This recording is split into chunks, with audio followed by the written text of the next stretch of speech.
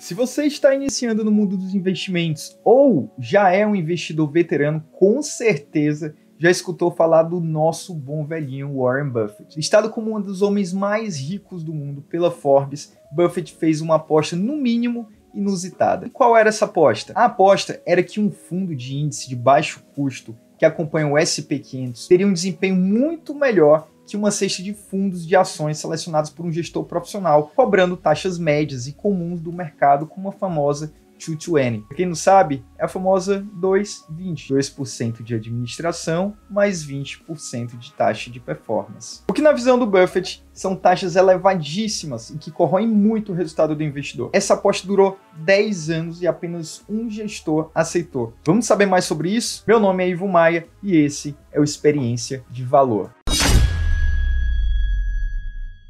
Tudo começou quando Buffett, na carta anual da Berkshire de 2005, argumentou que investidores amadores investindo em fundos passivos de baixo custo, indexados a um índice como o S&P 500, conseguiriam ter resultados melhores no agregado, no conjunto, se comparado aos gestores profissionais de fundos ativos. Ele ressalta que isso é consequência principalmente das altas taxas cobradas pelos fundos de gestão ativa do mercado, que fazem com que o desempenho desses fundos de gestão ativa sejam piores que fundos indexados de baixo custo no longo prazo. Isso causou um barulho medonho no mercado e então em 2007 o nosso bom velhinho colocou uma aposta no site LongBets. Para quem não sabe, eu desconheci o site, a empresa LongBets é uma organização sem fins lucrativos que foi apoiada e financiada pelo Jeff Bezos da Amazon. A empresa consiste num site que administra, adivinha o quê? Isso mesmo, apostas de longo prazo. Em resumo, uma pessoa faz uma proposta de aposta no site com uma tese que vai ser provada como certa ou errada no longo prazo. Aí, uma outra pessoa que pensa o contrário vai lá e aceita a aposta. Cada um dos lados seleciona uma instituição de caridade como beneficiária dessa aposta e quando a aposta encerrar, a LongBets paga para a instituição de caridade o vencedor do prêmio. Eu achei essa ideia sensacional. Muito boa, muito boa. Eu dei uma olhada lá no site e eu vi que já tiveram algumas apostas bem interessantes. Como, por exemplo, apostaram lá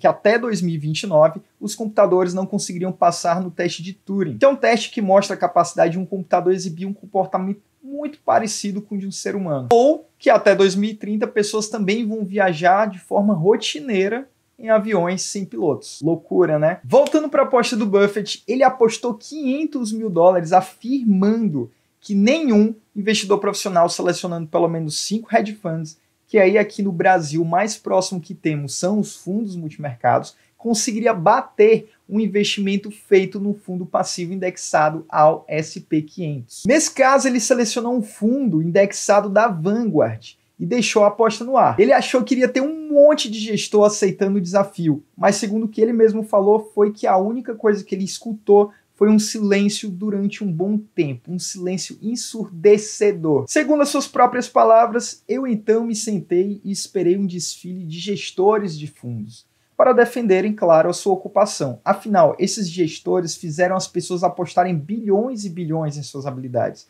porque eles temiam, então, colocar um pouco de seu próprio dinheiro na reta. Ninguém se manifestou, até que o gestor Ted Sides, da gestora Protégé Partners, aceitou o desafio. Como parte da aposta, o nome dos fundos escolhidos pelo Ted não seriam divulgados publicamente. Eu imagino que era para proteger a empresa, mas o Buffett disse que auditou pessoalmente os números. Então, a gente pode confiar muito bem nessa aposta. Ted escolheu 5 fundos de fundos, que são fundos que investem em outros fundos, da própria Protégé, e assim foi iniciada a aposta que durou 10 anos. Até que no final de 2007, alguns meses antes de concluir o período da aposta, o próprio Ted disse que Buffett havia ganho a aposta. O resultado?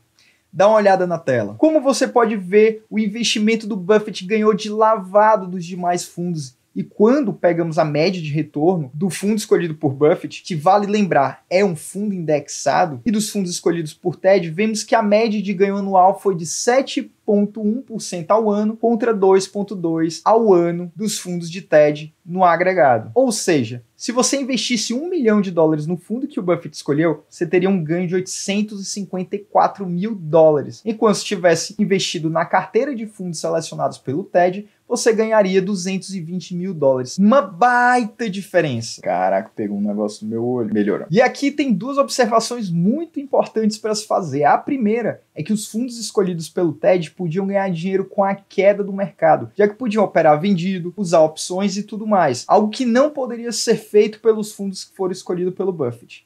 E a segunda observação, e essa é muito boa, é que o próprio Warren Buffett também não conseguiu bater o índice S&P 500 no mesmo período com os investimentos da sua própria empresa. Ou seja, a Berkshire lá também não conseguiu bater o S&P 500 na mesma época. E isso traz alguns pontos importantíssimos que eu quero trazer luz para você aqui nesse vídeo. O primeiro é que o investidor precisa ficar atento com os custos e taxas. Isso afeta muito o resultado no longo prazo. Além disso, o segundo ponto é o fato que fundos passivos de baixo custo indexados a um índice são um excelente produto para a grande maioria dos investidores. E sobre esse ponto existe um livro inteiro que fala a respeito e mostra bons dados. O livro é O Investidor de Bom Senso. Esse livro aqui, ó, deixa eu dar uma ligada, tá aqui, ó. Tá dando para ver?